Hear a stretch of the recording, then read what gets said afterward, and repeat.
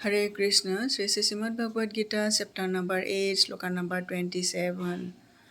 Na aite shruti pratha janan yogi murjiti kasan tasmat sarvesu kalesu yoga yukta bhava arjuna na kabhi nahi at इन दोनों स्मृति विभिन्न मार्गों को पार्थ हे पितापुत्र जानते हुए भी योगी भगवत भक्त मुझाति मोहग्रस्त होता है कचन कोई तस्मात् अतः सर्वेषु कालेषु सदैव योग युक्त कृष्ण भवनामृत में तत्पर भव होव अर्जुन हे अर्जुन।